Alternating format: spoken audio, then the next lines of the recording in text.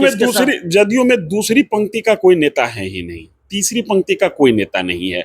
यही जदयू के आज तक के राजनीतिक सफर का सबसे बड़ा फेल्यूर है।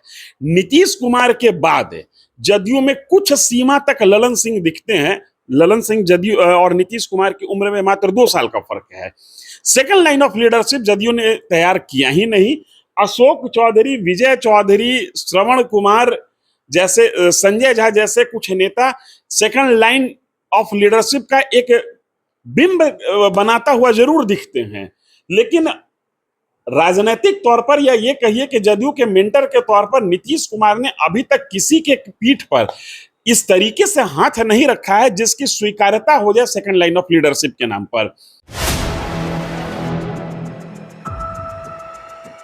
नीतीश कुमार ने अपनी पार्टी के नेताओं को टास्क दिया कि भाई 2025 में 225 सीटें जीत कर लानी है एनडीए के लिए, लेकिन सवाल है कि ये होगा कैसे। जेडीयू का जो ताज़ा घटनाक्रम है उसकी हम चर्चा करेंगे। जनता दल यूनाइटेड में जो चीज़ें चल रही हैं वो जाहिर तौर पर सामान्य नहीं है। वो इस बात की तरफ इशारा करती हैं कि नीतीश कुमार की पार्टी में सब कुछ ठीक नहीं है। एक खेमा अशोक चौधरी का, दूसरा खेमा ललन सिंह का, पता नहीं तीसरा खेमा किस किस का है। अब कल एक घटनाक्रम मेरे जहन में आता है। सवाल थोड़ा सा लंबा हो जाएगा, माफ़ी चाहूँगा।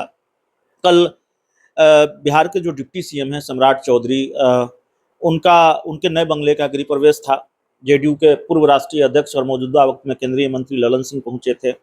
आमतौर पर नीतीश कुमार के साथ दिखने वाले ललन सिंह अलग पहुंचे और नीतीश कुमार के आने से पहले ललन सिंह चले गए। नीतीश कुमार विजय चौधरी के साथ आए और पिछले 3-4 दिनों से अशोक चौधरी पॉलिटिकल सीन में नहीं दिख रहे हैं। हो सकता है पटना से बाहर हों, लेकिन सामान्य तो नहीं है। खासकर ये जो ललन सिंह के घटनाक्रम का हम जिक्र कर रहे हैं। देखिए, अशोक चौधरी जदयू में कोई फैक्टर नहीं है।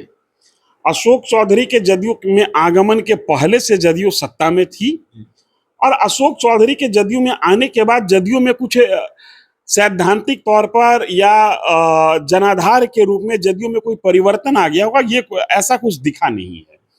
अशोक चौधरी एक ऐसा दलित चेहरा है बिहार की राजनीति में जिसकी दलित पहचान ही संदिग्ध है। अशोक चौधरी का बात व्यवहार, मैं इसे मैंने उस तरीके से नहीं कह रहा हूं। अशोक चौधरी जी का बात व्यवहार, उनकी शिक्षा दीक्षा आम दलित मिजाज से अलग है। अशोक चौधरी कई मामले में फॉरवर्ड हैं।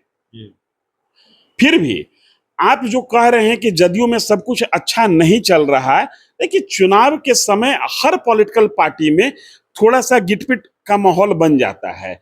कई लोगों को टिकट पाने की अपेक्षा रहती है, कई लोगों को टिकट कटने का भय रहता है। कई लोग, चूंकि जदयू 243 पर लड़ती नहीं है, जदयू का स्ट्रेंथ अभी कम है, जदयू कितनी सीटों पर लड़ेगी, तो कई टिकट पाने वाले लोग संशय में होंगे कि भाई मैं जिस सीट से चाहता हूं वहां टिकट मिलेगा या नहीं मिलेगा। तो ये तमाम चीज बातें हैं जो हर पॉलिटिकल पार्टी में चुनाव के पहले एक ऐसा वातावरण तैयार कर देता है। में और तीसरी पंक्ति के नेताओं में, दूसरी पंक्ति के नेताओं में भी बड़ा कंफ्यूजन है, कहां खड़ा होना है। जदयू में दूसरी पंक्ति का कोई नेता है ही नहीं, तीसरी पंक्ति का कोई नेता नहीं है।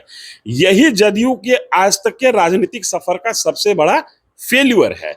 नीतीश कुमार के बाद जदयू में कुछ सीमा तक ललन सिंह दिखते हैं। ललन सिंह जदयू और नीतीश कुमार की उम्र में मात्र 2 साल का फर्क है।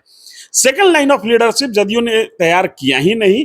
अशोक चौधरी, विजय चौधरी, श्रवण कुमार जैसे, संजय झा जैसे कुछ नेता सेकंड लाइन ऑफ लीडरशिप का एक बिंब बनाता हुआ जरूर दिखते हैं, लेकिन राजनीतिक तौर पर या ये कहिए कि जदयू के मेंटर के तौर पर नीतीश कुमार ने अभी तक किसी के पीठ पर इस तरीके से हाथ नहीं रखा है जिसकी स्वीकार्यता हो जाए सेकंड लाइन ऑफ लीडरशिप के नाम पर। तो कुल मिलाकर मुझे लगता है कि जब तक नीतीश कुमार हैं तब तक अपनी पार्टी के तो खेवनहार सिर्फ और सिर्फ वो अकेले हैं ही, एनडीए के भी खेवनहार नीतीश कुमार ही होंगे और नीतीश कुमार के नेतृत्व में ही चुनाव लड़ा जाएगा।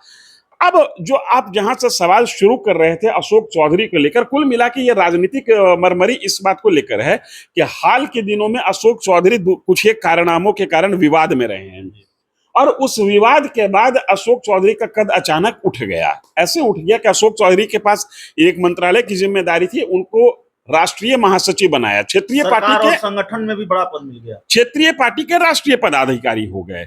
लेकिन जदयू की परंपरा ये कहती है कि एक व्यक्ति एक पद का सिद्धांत वहां पर लागू है। ऐसी स्थिति में ये कयास बड़ी तेजी से लगाया जा रहा है कि अशोक चौधरी का मंत्री पद जा सकता है। और जिस तरीके से अशोक चौधरी नीतीश कुमार के पर किताब लेके, मतलब एक लिखित किताब लेके घूम रहे हैं, कई बार वो नीतीश कुमार को अपने मानस पिता और नीतीश कुमार के स्तुति गाने में जहां तक वो चले जाते हैं, इससे भी ऐसा लगता है कि अशोक चौधरी कहीं ना कहीं थोड़े बहुत भयभीत हैं। जदयू की राजनीति को समझने वाले ये भी कह रहे हैं कि ललन सिंह की दृष्टि अशोक चौधरी पर वक्र है, और जदयू में ललन सिंह की दृष्टि जिस पर वक्र हो गई उसके लिए समय वक्र हो जाता है। तो ये तमाम बातें ऐसी इशारा जरूर करती हैं, लेकिन चुनावी साल है, जदयू भी सोच समझकर रिस्क लेगी। अशोक चौधरी बहुत बड़े चेहरा नहीं है तो बहुत छोटी चेहरा भी नहीं है। अशोक चौधरी का एक अपना इमेज है, अशोक चौधरी की एक निजी पहचान है। तो अशोक चौधरी को इस तरीके से इग्नोर कर दिया जाएगा, इसकी संभावना मुझे कम लगती है। कुल मिला के मैं जो समझ पा रहा हूं जेडीयू की पॉलिटिक्स को, कि एज इट इज ये चलता रहेगा और इसी चलने के क्रम में चुनाव नजदीक आ जाएगा। चलिए, तो इस पूरी रिपोर्ट में इतना ही, इस पूरी चर्चा में इतना ही। बहुत बहुत धन्यवाद।